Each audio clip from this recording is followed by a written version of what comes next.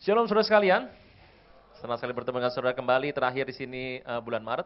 Ini sudah bulan Juni, 3 bulan berlalu dan kita semakin dekat dengan mempelai pria yang segera menjemput kita.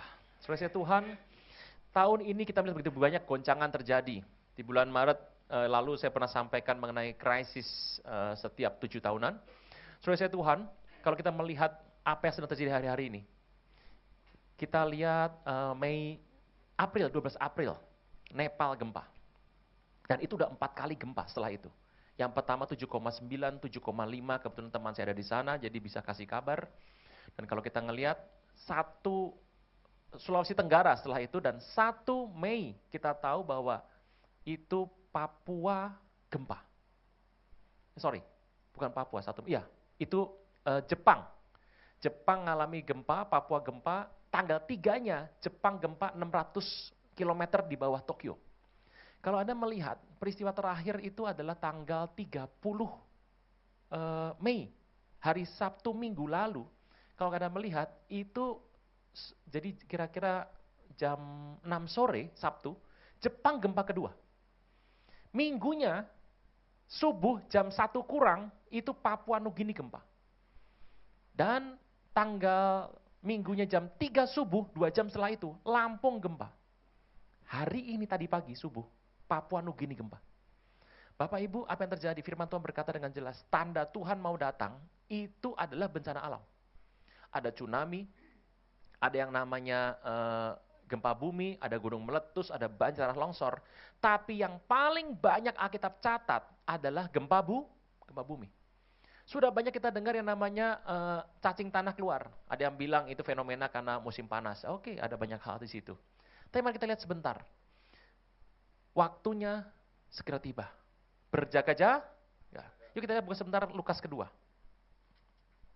Ayat 21. Saya tidak mau bahas mengenai Natal, karena ini ayat dibahas di Natal pasti biasanya. Lukas 2, 21. Semua hal yang menarik sekali. Kenapa saya perlu bawakan ini, Lukas 2, 21? Karena ini adalah sebuah situasi yang akan dihadapi banyak orang Kristen hari-hari ini. Kitab Joel mengatakan, Anda siapkan dulu ini. Kitab Joel mengatakan, Tuhan akan membuat mujizat di langit dan di bumi. Di langit, matahari gelap gulita, bulan jadi darah. Kita sudah ngalami ini, nanti masih ada 2 kali lagi, di bulan September 2 kali lagi.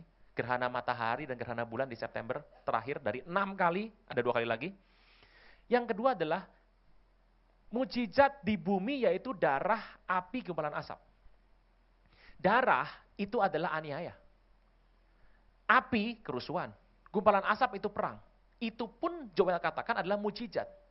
Makanya jelas sekali kata mujizat itu punya arti yang menarik dalam bahasa Ibrani-nya mofet. Itu bisa berarti hal yang positif secara tubuh, tapi juga negatif secara tubuh. Contoh, darah, api, gumpalan asap itu sama sekali nggak enak. Tapi itu adalah tanda menjelang waktu akhir. Makanya Pak Niko sampaikan dengan jelas, tahun pelipat gandaan mujizat akan dibarengi dengan pelipat gandaan goncangan. Nah, kenapa ini harus disampaikan yang ini? Karena peristiwa ini akan banyak dialami oleh orang Kristen, kita akan ketemu dengan begitu banyak hal goncang ke depan. Tahun ini, kita harus banyak memutuskan sebuah keputusan dalam hidup. Ayat 21. Ketika genap 8 hari dan ia harus sunatkan, ia diberi nama Yesus. Nama yang disebut oleh malaikat sebelum ia dikandung oleh ibunya. Ketika genap waktu pentahiran menurut hukum Taurat Musa, ayah ibunya mereka membawa Yesus ke Yerusalem untuk serahkan kepada Tuhan. Dari sini ketahuan sekali bahwa kenapa gereja ini tidak adakan pembaptisan bayi. Ini, anak kecil diserahkan sama Tuhan. Makanya seringkali sebulan sekali atau ada yang bayi baru lahir atau anak kecil diserahkan sama Tuhan, ini ayatnya. Seperti ada terus dalam hukum Tuhan, semua anak laki sulung harus dikuduskan bagi Allah. Dan untuk mempersembahkan korban menurut apa yang difirmankan dalam hukum Tuhan, yaitu sepasang burung tekukur dan 2 ekor anak burung merpati. Kenapa nggak lembu, Pak? Kenapa nggak kambing, nggak domba? Kenapa nggak sapi? Kenapa kok ini burung tekukur dan anak burung merpati? Jawabannya mudah saja, karena Joseph hari itu, ayah Tuhan Yesus, itu usaha mebelnya belum maju. Masih miskin. Ingat, zaman dulu orang persembahkannya lembu, sapi, domba, kambing. Kalau dia kurang uang, miskin, dikatakan adalah sepasang tekukur atau 2 ekor anak burung merpati. Pak, kalau nggak sanggup gimana? Alkitab catat, persembahkan gandum atau jelai. Masih boleh tuh. Kalau nggak bisa gimana Pak? Koreksi diri. Loh benar. Alkitab bilang seperti itu. Jadi itu yang terakhir sudah. Jadi Tuhan kasih izin begitu turun. Adalah Yerusalem seorang bernama Simeon. Kata bersama saya Simeon. Simeon artinya mendengar. Sema itu mendengar. Ada 4 karakteristik ciri yang dia punya. Yang pertama seorang yang benar. Kata bersama saya benar. Saleh. Benar itu artinya dia mau menurut dengan apa yang telah diundangkan atau distandarkan oleh Tuhan. Itu benar. Gitu. Saya percaya banyak orang pengen jadi orang baik. Tapi saya beritahu, jauh lebih penting jadi orang benar daripada orang baik. Karena orang baik tentu benar. Yang dibilang baik sama dunia, itu yang kompromi sama dunia. Tapi kita menjadi orang yang benar. Saleh. Saleh itu artinya adalah apa yang Anda tidak pengen orang lakukan sama Anda, jangan buat sama orang lain. Itu saleh itu. Berikutnya, menantikan penghiburan bagi Israel. Kalau zaman kita sekarang adalah menantikan rapture begitu. Saya percaya Anda menantikan rapture semuanya. Dan yang keempat ini bagus sekali. Roh Kudus. Ada di atasnya. Kepada Simeon telah dinyatakan oleh Roh Kudus. Ia tidak akan mati sebelum lihat Mesias. Yaitu dia yang diurapi Tuhan. Sepanjang sejarah Yahudi cuma ada 3 orang pernah mendapat nubuatan tidak akan mati sebelum lihat Mesias. Yang pertama adalah Simeon ini. Kedua Rasul Yohanes di Patmos. Yang ketiga Rabi Yitzhak Kaduri. Kabar baik. Saya pernah sampaikan mungkin soal Yitzhak Kaduri. Rabi. Di tahun lalu. Di mana waktu dia mati, dia tulis sebuah wasiat. Setahun setelah dia meninggal, wasiatnya dibuka. Ternyata dikatakan bahwa Mesias yang akan datang itu namanya adalah Yeshua, Yesus. Dengan cepat anaknya nolak, timnya nolak, semua golongan dia tolak. Tidak ada surat, ini cuma kesalahan belaka. Tetapi kemajuan teknologi sudah luar biasa. Waktu suratnya diangkat, ada yang foto. Jadi waktu dia bilang, tidak mungkin, ini tidak ada. Mereka menolak karena mereka tidak mau Mesiasnya pakai nama Yesus. Tapi bagaimanapun berita sudah menyebar. Kabar baik. Tim dari almarhum Yitzhak Kaduri. Sebagian besar timnya sekarang.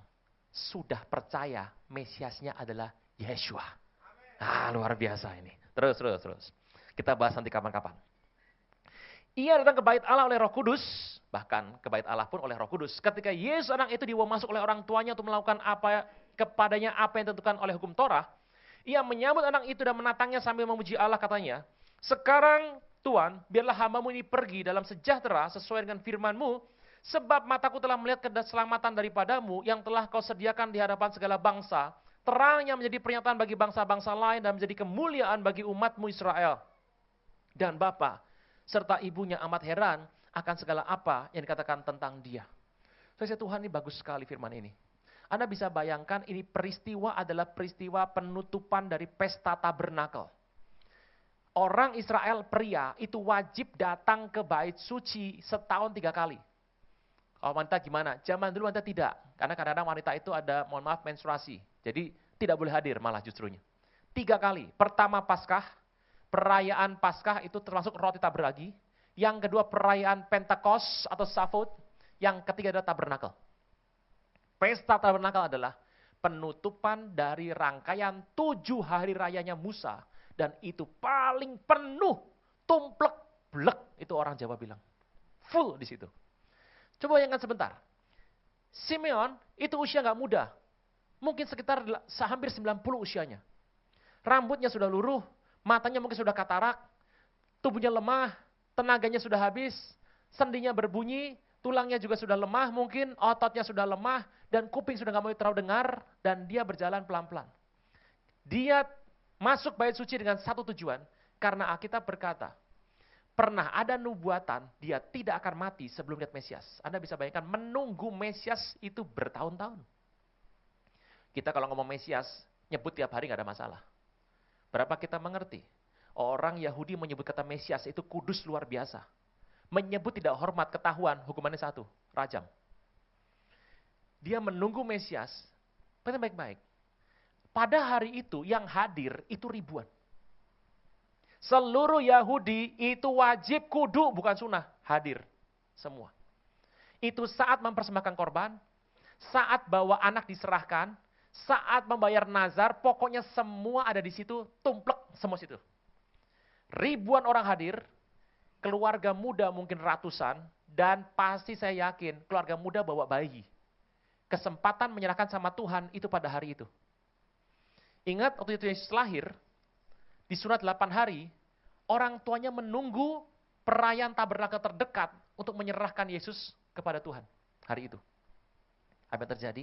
Di tengah ribuan orang, ratusan keluarga muda, ratusan bayi, Opa Simeon wajib cari satu bayi yang adalah Mesias. Bagaimana caranya coba? Menurut saya bayi mukanya sama semua. Gundul, merem, senyum-senyum. Ya jadi bayi adalah itu. Bayangkan Anda suruh milih bayi, ditajak ngomong nggak bisa, Anda nggak boleh tanya sama orang tuanya loh. Itu kalau Simeon coba satu persatu.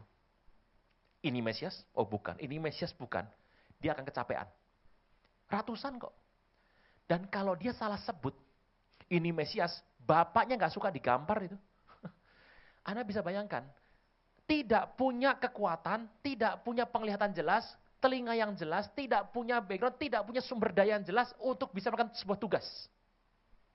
Dan hari itu dia harus memilih satu orang, satu bayi jadi Mesias dan tidak boleh salah. Mungkin tahun ini ada banyak goncangan. Ini kalau kita mendengar yang namanya kegoncangan keuangan, sudah di mana-mana. Minggu lalu, 2 hari lalu, saya mendengar kabar dari rekan kami.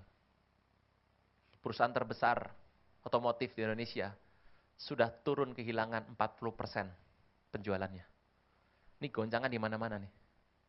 Harga properti sudah mulai goyang-goyang. Kita melihat begitu banyak berita yang namanya itu di internet. Waduh, trending topics-nya, kalau Anda lihat, itu bencana semua. Di tengah kekacauan seperti ini, di tengah banyak orang mulai kalut, Alkitab berkata, banyak orang mendengar deru dan gelombang laut dan menjadi ketakutan. Tidak sedikit yang mati. Saudara Tuhan, Alkitab tulis dengan jelas. Bagaimana caranya? Di tengah banyak pilihan hidup, Simeon harus mencari satu bayi, tidak boleh salah.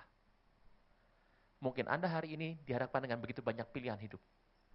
Yang Anda harus ngambil, dan resikonya kalau sampai ambil salah, risikonya adalah fatal.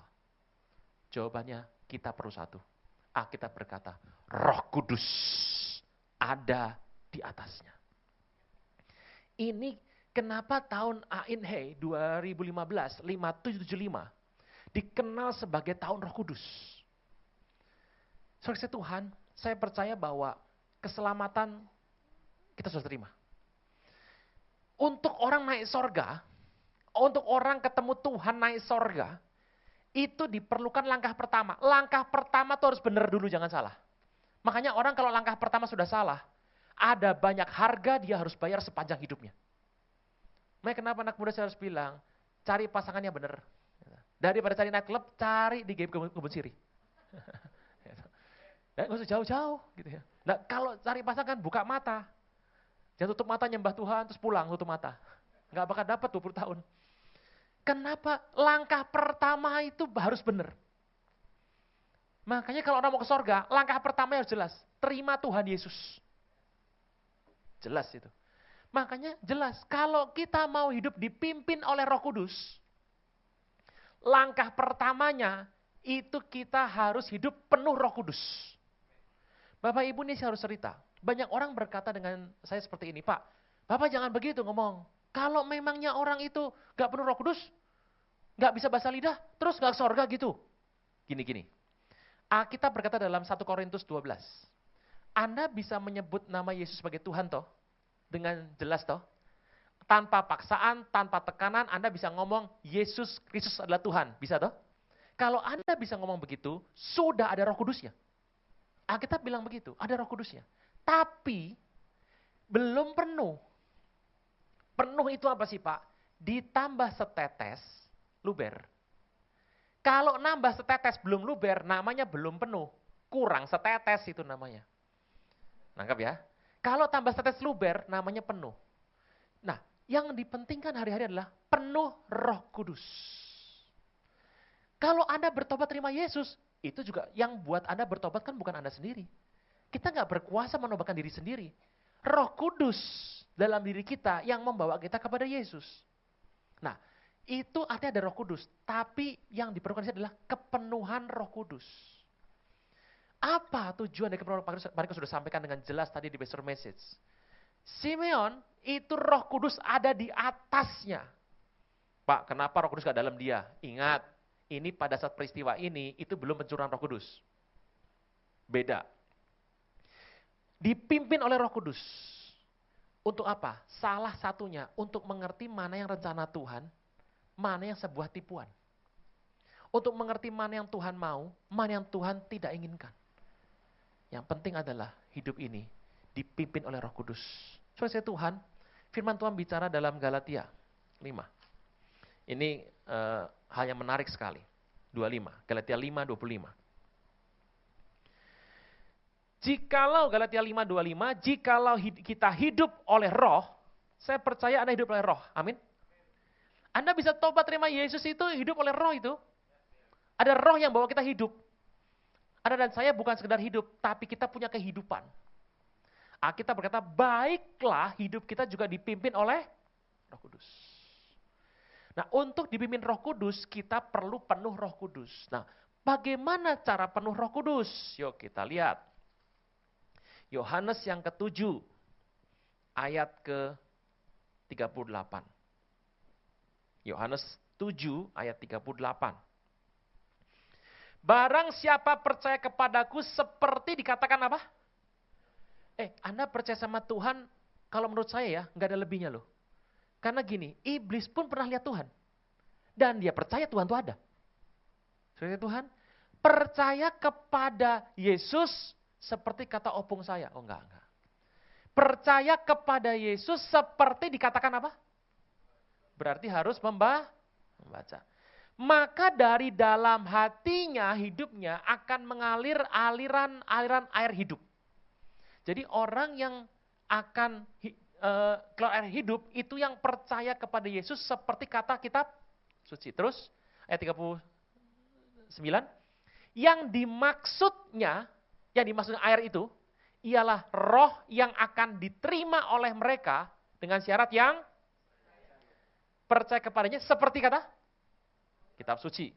Sebab roh belum datang karena Yesus belum disalib atau dimuliakan. Nah, ini menarik sekali. Yuk kita lihat sebentar Kisah Rasul yang pertama. Kisah Rasul 2.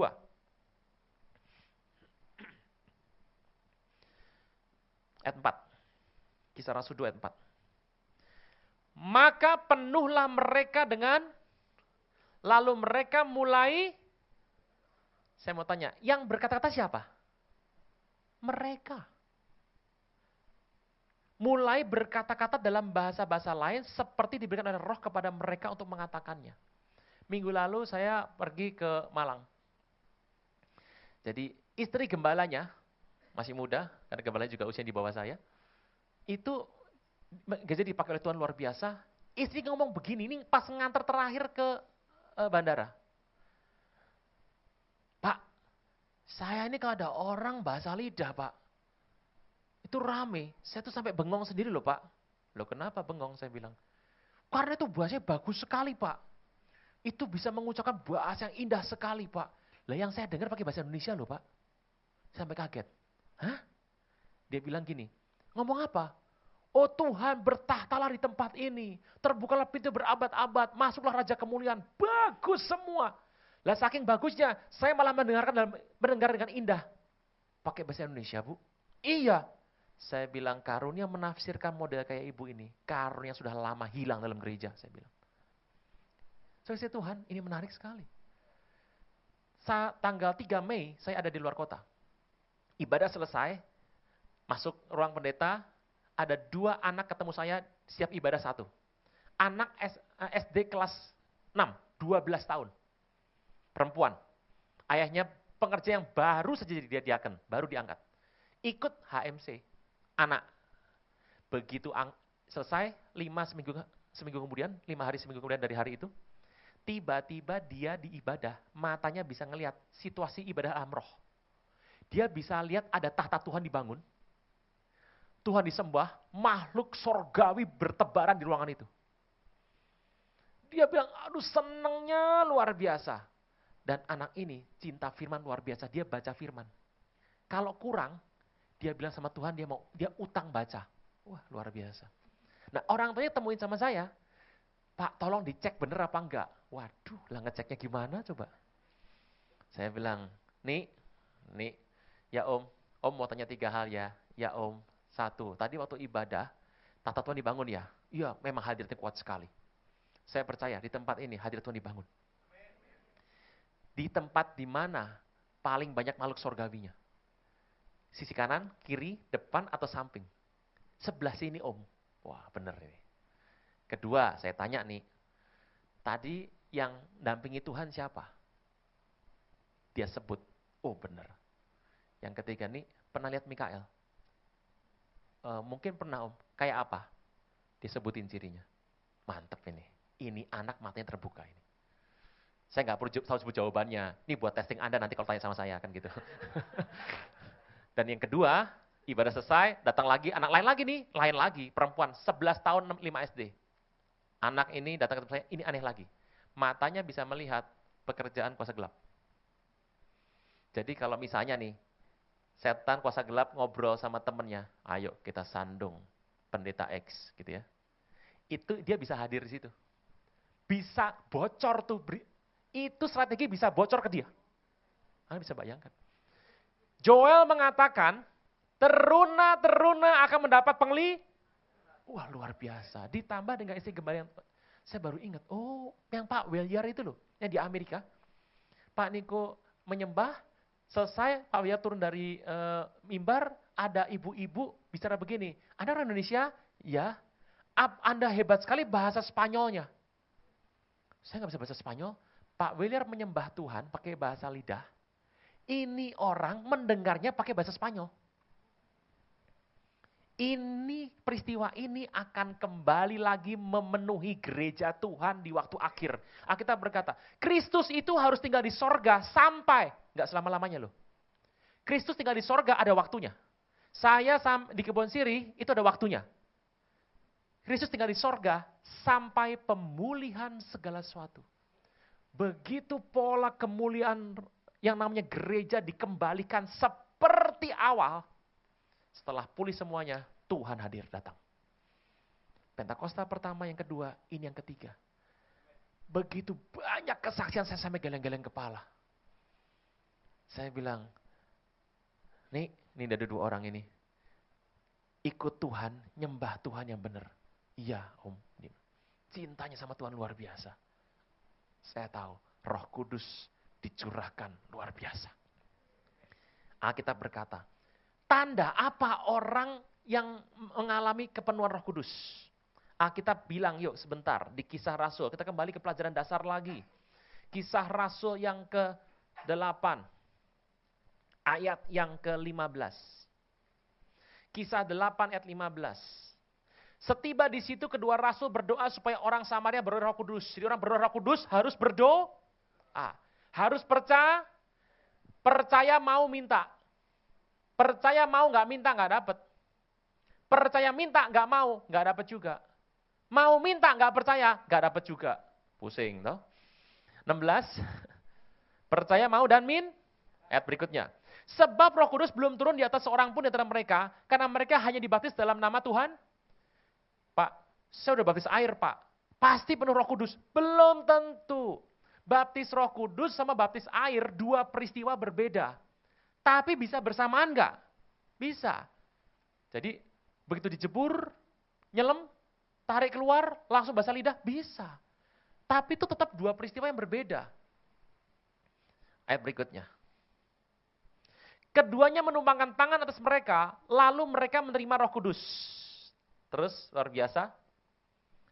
Ketika Simon ngapain? Ini bukan Petrus loh ini. Ini adalah Simon murid Tuhan yang baru terpesona melihat kuasa ini. Ketika Simon apa? Melihat. Bahwa pemberian Roh Kudus terjadi oleh karena rasul menumpangkan tangan. Berarti kalau orang penuh Roh Kudus, ada sebuah tanda yang dapat dilihat.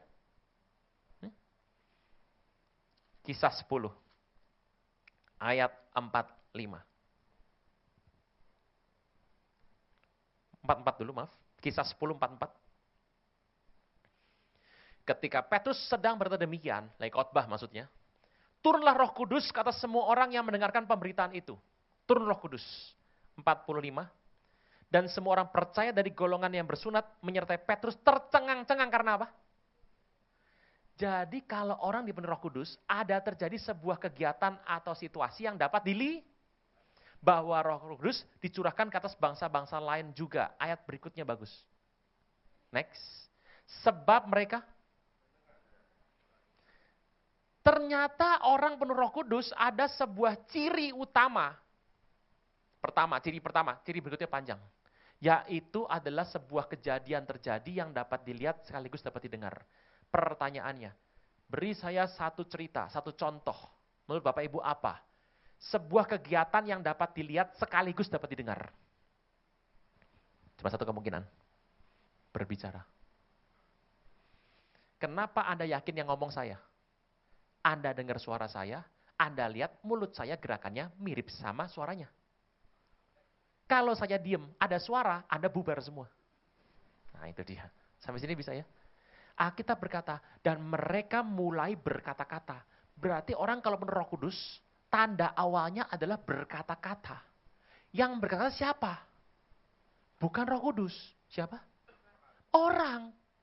Tapi ilhamnya dari Roh. Kesalahan banyak orang adalah, waktu dia maju tantang sama pendeta. Begitu maju, kita buka tangan. Nyembah. Jemaat berpikir yang bicara itu Roh Kudus. Jadi jemaat berusaha untuk memberikan fasilitasnya. Berharap Roh Kudus menggerakkan lidahnya. Alkitab bilang apa? Sebab mereka siapa yang ngomong? Orang. Jadi kalau ada maju ada begini, nggak bakal ngomong. Namanya juga berkata-kata. Diperlukan yang namanya lidah, mulut, pita suara, kerongkongan, tenggorokan, dan paru-paru, dan udara. Makanya penting.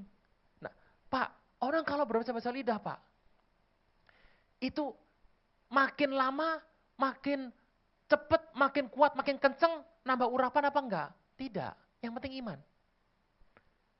Pak, bahasa lidah bisa capek enggak? Bisa. Makanya kita berkata, latihlah dirimu beribadah. Gitu. Nah, namanya juga bahasa Bapak Ibu. Kalau jarang dipakai, tumpul. Rekan saya itu di Amerika. Mau pulang ke Indonesia, dijemput sama teman baiknya dibawa ke bandara. Pada hari H, temennya itu sakit perut. Dia utus lagi teman orang bule, tapi nggak kenal sama teman saya ini. Dikasih nama, dikasih alamat, pergi ke apartemennya.